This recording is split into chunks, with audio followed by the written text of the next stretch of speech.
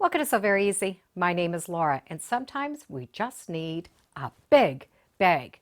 It could be to go to the beach, to go overnight, to store things in, and well, just to even do some nice big shopping.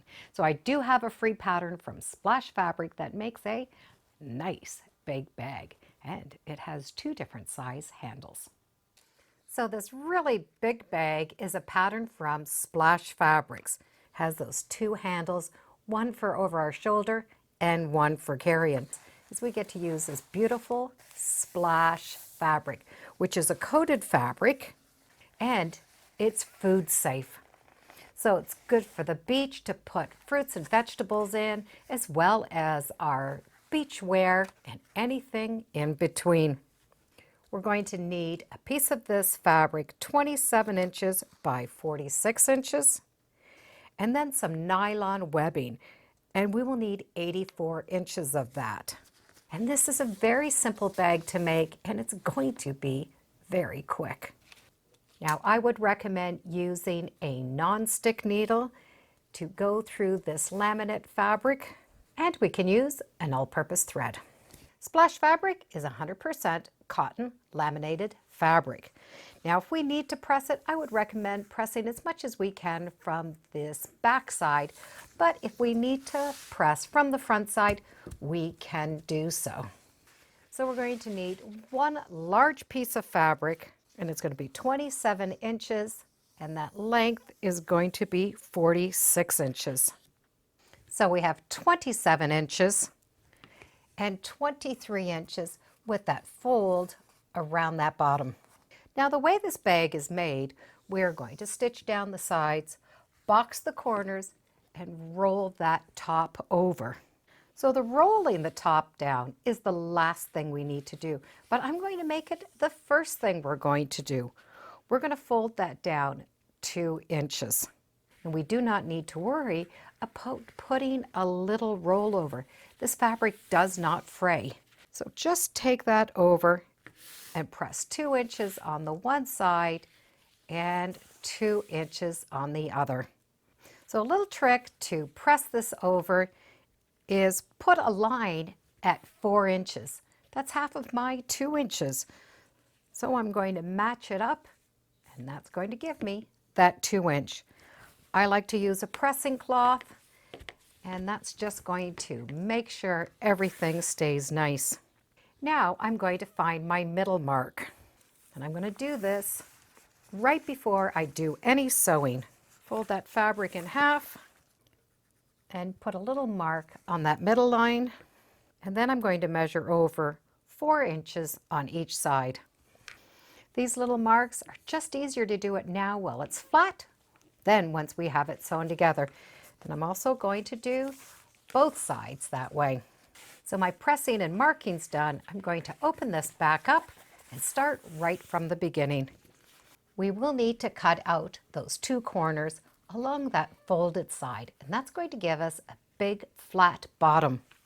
So it's 5.5 over and 5.25 down. Now I'm going to be able to stitch these edges. So I did unfold that, and I'm going to stitch using a little bit of a larger stitch than I would normally do. If your machine starts off at a 2.5, bring it up to a 3. Put that all-purpose thread on, backstitch a little bit, stitch all the way down, and backstitch right here in this corner. And we only need to use a 1/4 inch seam allowance, and that will make this 5.25 and this 5.25. Now that those sides are stitched, we're going to be able to do the boxed corners. Just take those two corners and just pull. So that side of the bag in the middle of the bottom bag will automatically match up.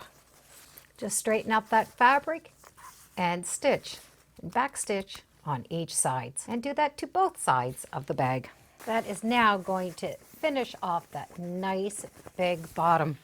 Because we pre-pressed that 2 inch down, our 2 inches should match up at the top. We're going to be able to fold that down and stitch all the way around the bottom of that 2 inch. We have the bottom of that bag stitched.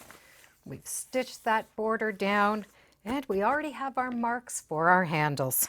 For the handles, I need 2 small handles cut at 10 inches and 2 handles cut at 32 inches. Now I have used nylon webbing, so I need to seal off these edges. If not, they will just continue to unravel. And the easiest way is to use a match or a candle. And I just want to have that top edge just go right along the top flame. And that's going to melt those edges. It will be hot, so be sure not to touch it. And I now have those handles ready to be stitched on. I'm going to take that one long strap and I'm going to place it to the inside of that 4-inch mark. Now we can stitch these straps together, but I like to stitch them on the side. So this is what it looks like from the inside, and from the outside I have that little strap in the long one, and I reinforced these down. Once those handles are done, the bag is complete. However, I am going to use those bottom pieces that I cut off and turn them into pockets. So I'm going to take one of the edges and just turn it over ever so slightly and top stitch. Now it doesn't fray, but that just will give a nice finish. And then I'm just going to put this inside the bag and stitch around the 3 sides. You could put it on the outside, but I'm going to use it to the inside. And you can put it wherever you feel comfortable with. This big getaway bag is now done. And just to give you an idea on how big it is, I'm going to put in a queen size pillow. And I have room for a second.